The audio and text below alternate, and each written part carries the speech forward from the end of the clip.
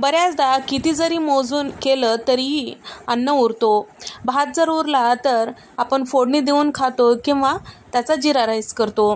पण या पद्धतीने तुम्ही जर भाताच्या वड्या करताल तर तुमच्या घरात सगळ्यांना नक्की आवडेल आणि सगळेजण म्हणतील भाताच्या वड्या रोजच कर। चला तर मग रेसिपीला सुरुवात करूया। तर या ठिकाणी 2 कप इतकं शिल्लक राहिलेला भात आहे आणि त्याचबरोबर 1 बटाटा मध्यम आकाराचा उकडून त्याची साल काढून घेतलेली आहे। पहिल्यांदा आपल्याला बटाटा छान असं किसून घ्यायचा आहे। शिल्लक राहिलेला भात जो आहे थोडासा मोकळा आहे, त्यामुळे पाणी टाकून आपल्याला मिक्सरमधून छान असं फिरवून घ्यायचं आहे। चिकट भात जर असेल तर जास्तीची पाण्याची आवश्यकता नाही, पण इथे माझा भात जो आहे मोकळा आहे। यासाठी इथे मी साधारण पाव कप इतकं पाणी टाकून घेतलेलं आहे। झाकण लावून जमेल तेवढं बारीक असं हे फिरवून घ्यायचं आहे। पहा अशा पद्धतीने। आता हे मिक्सरमधून फिरवून घेतलेलं जे भात आहे ताटामध्ये काढून घेऊया। तर यासाठी आपण एक छान असा ठेचा तयार करून घेऊया, जेणेकरून या वड्याला मस्त खमंग फ्लेवर येतो। मुठभर इतकं कवळ्या देठासहित इथे मी कोथिंबीर टाकून घेतलेली आहे। 10 ते 12 हिरव्या मिरच्या टाकून घेतलेल्या, 10 ते 12 लसणाच्या पाकळ्या टाकून घेतले, 2 इंचाचं आलं टाकून घेतलेलं आहे, चमचाभर जिरे टाकून घेतलेले आहे। पाणी न टाकता आपल्याला ठेचा तयार करून घ्यायचा आहे। आता हे ठेचा यामध्ये टाकून घ्यायचा आहे।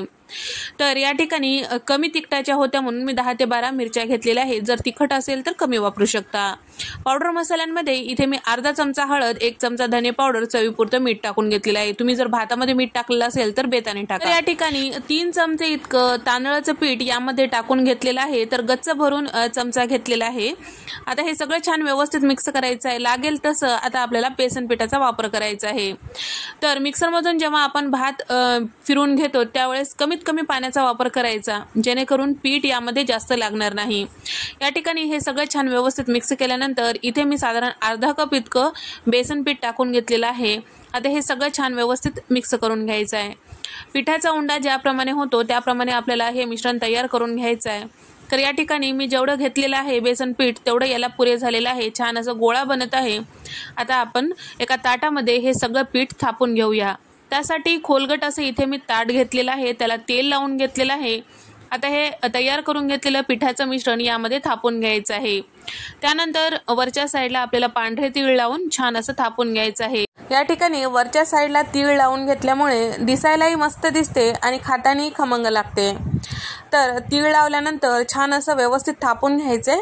आता या ठिकाणी हे वड्याचं मिश्रण जे आहे आपल्याला वाफून घ्यायचं आहे। ज्या पद्धतीने आपण ढोकळा वाफून घेतो त्याच पद्धतीने इथे मी पसरट अशी जाडबुडाची कढई घेतलेली आहे, त्यामध्ये पाणी टाकून घेतलेलं आहे आणि त्यावर स्टँड ठेवून घेतलेलं आहे। पाण्याला छान उकळी आलं की तयार करून घेतलेलं वड्याचं मिश्रणाचं ताट यावर ठेवायचं आहे आणि गॅसचा फ्लेम कमी करायचा आहे आणि झाकण गच्च लावून साधारण 20 मिनिटं वाफून घ्यायचं आहे। 20 मिनिटानंतर इथे आपलं हे वड्याचं मिश्रण छान असं वाफलं गेलेलं आहे। या ठिकाणी चाकू रोवून पाहूया तर क्लीन निघत आहे, म्हणजे आपलं हे वड्याचं मिश्रण छान असं वाफलं गेलेलं आहे। आता थंड करायला बाजूला ठेवूया।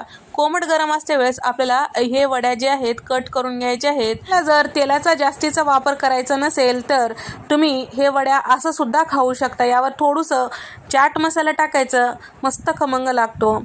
तर तुम्ही हे वड्या पूर्णपणे थंड झाल्यानंतर थोड्याशा तेलावर शॅलो फ्राय करून घेऊ शकता किंवा डीप फ्राय सुद्धा करू शकता। तर या ठिकाणी हे जे वड्या आहेत पूर्णपणे थंड झाल्यानंतर मी शॅलो फ्राय करून घेणार आहे। त्यासाठी तेल मी आधीच गरम करायला ठेवलेला होता।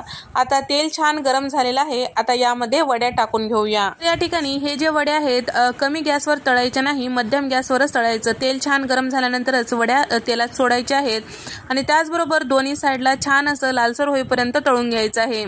छान आलटून पलटून घ्यायचं आहे आणि दोन्ही साईडला लाल झालं की मस्त चव लागते। या ठिकाणी मस्त असे लालसर हे वड्या तळल्या गेलेल्या आहे। आता आपण प्लेटमध्ये काढून घेऊया। तर प्लेटमध्ये काढल्यानंतर गरम असते वेळेस यावर थोडंसं चाट मसाला आणि त्याचबरोबर काळं मीठ टाकायचं, सोबतच अगदी चिमूटभर असं लाल मिरची पावडर टाकायचं आणि यासोबत खायला टोमॅटो सॉस घ्यायचं। चवीला अप्रतिम लागते। व्हिडिओ आवडल्यास व्हिडिओला लाईक करा, चॅनलला सबस्क्राईब करा आणि तुम्हाला हा व्हिडिओ कसा वाटला कमेंट करून सांगा। अशाच मस्त नवनवीन रेसिपीजमध्ये भेट देऊया। तोपर्यंत नमस्कार, बाय।